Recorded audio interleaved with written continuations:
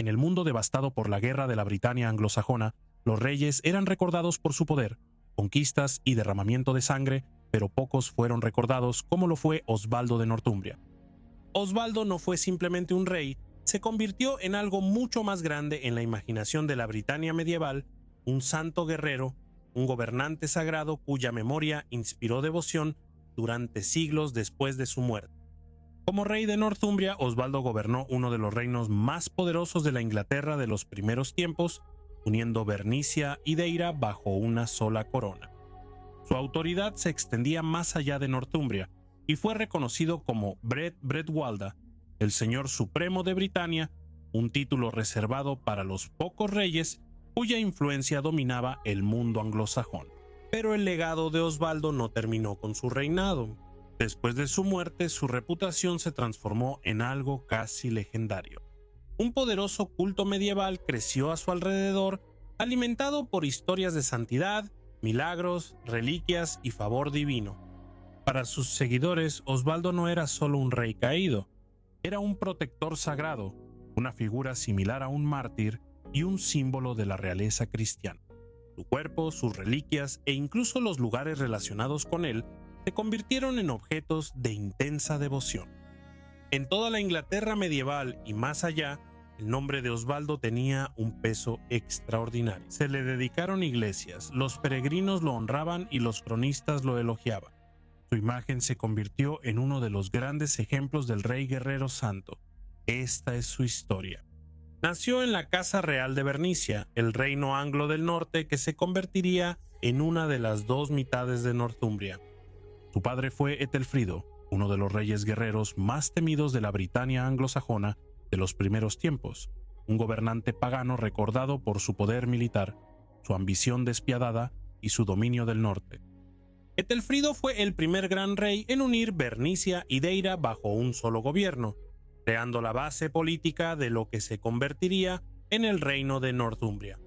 Su reinado se construyó a través de la conquista y para las generaciones posteriores, él representaba el viejo mundo de la realeza pagana, la fuerza, el linaje, la guerra y la espada.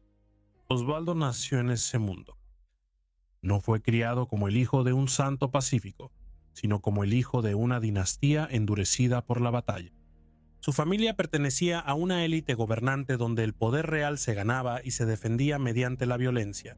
El poder era frágil, linajes rivales esperaban cualquier debilidad, y la supervivencia de un príncipe dependía de la fortuna, la lealtad y la fuerza. Pero la vida temprana de Osvaldo estuvo marcada por el desastre. Cuando su padre Etelfrido fue asesinado, el joven Osvaldo y sus hermanos fueron obligados a exiliarse. Sus enemigos tomaron el poder en Northumbria, y Osvaldo se vio obligado a crecer lejos del reino que estaba destinado a heredar. Ese exilio lo transformaría. Lejos de la corte pagana de su padre, Osvaldo entró en un mundo diferente, uno moldeado por el cristianismo irlandés y gaélico.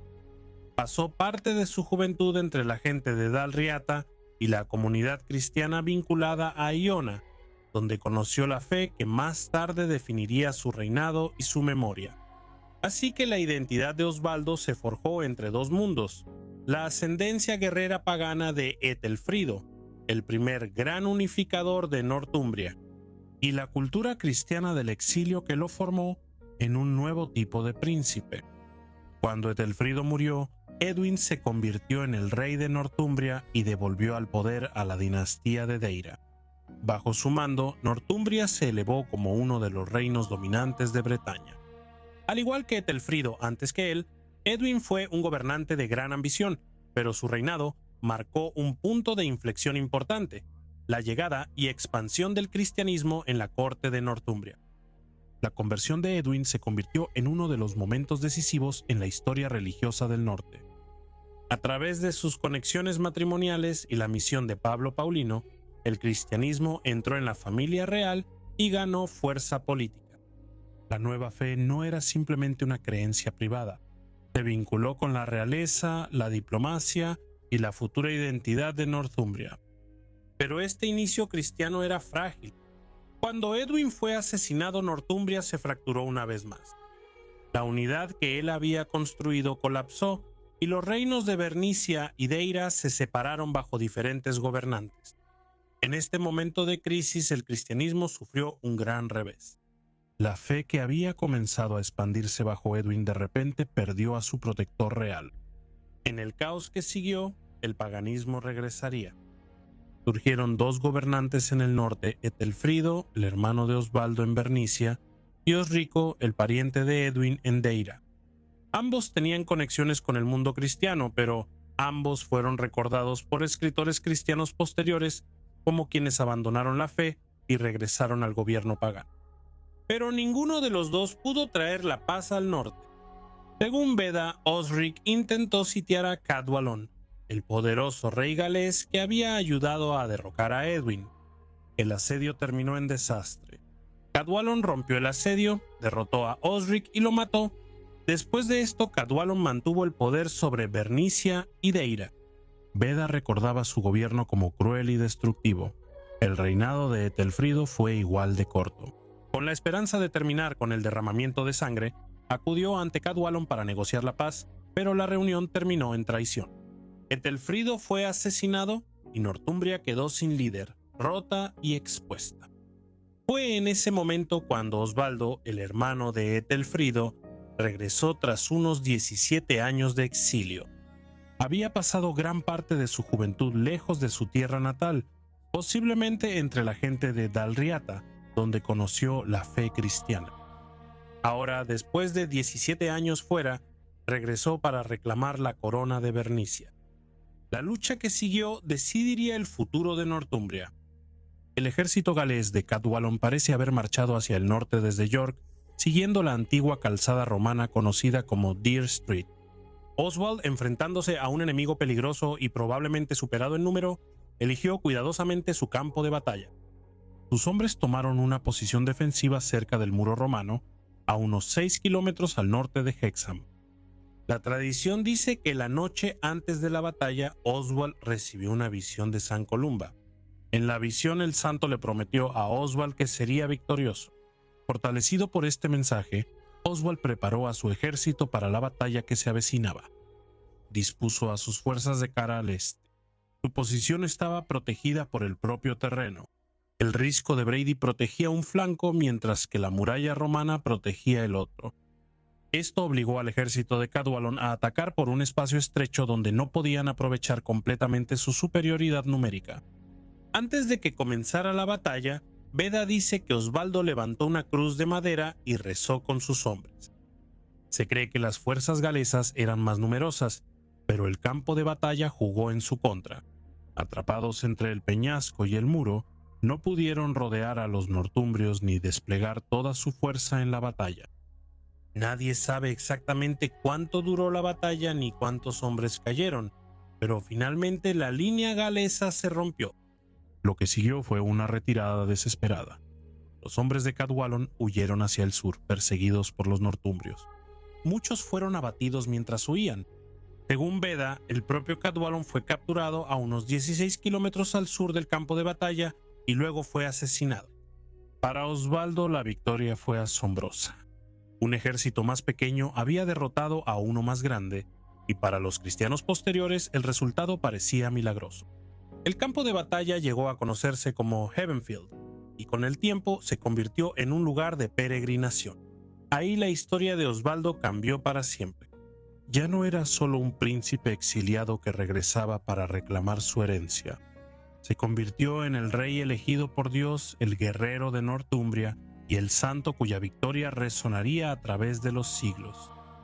En la crónica anglosajona, escrita en el siglo IX, Osvaldo es recordado como Umbred Bredwalda, uno de los pocos reyes cuyo poder llegó mucho más allá de su propio pueblo.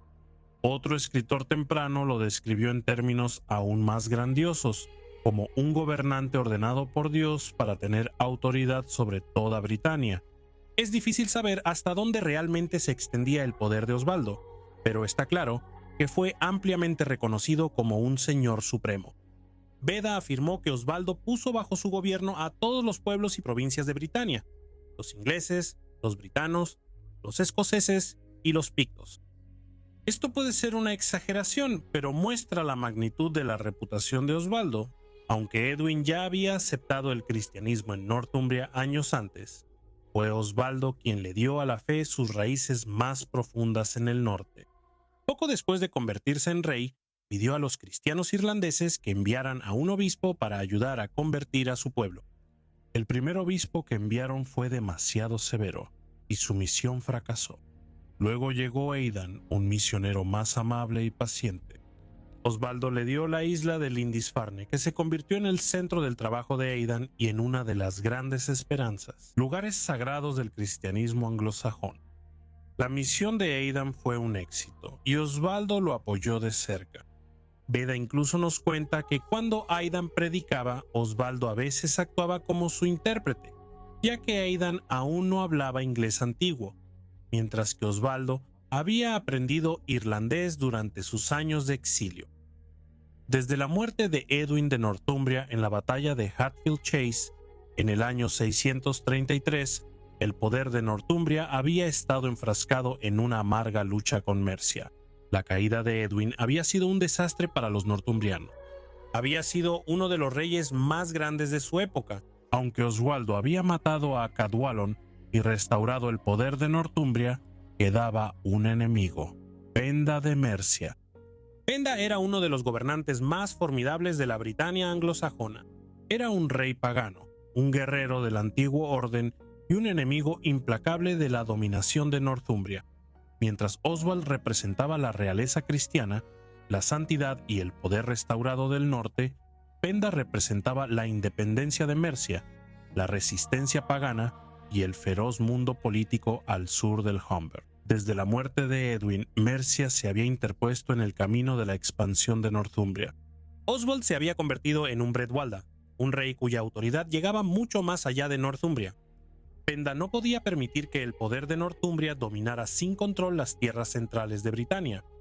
Tarde o temprano, estos dos reyes estaban destinados a enfrentarse. En el año 642, Osvaldo y Penda se enfrentaron en batalla en Maserfield.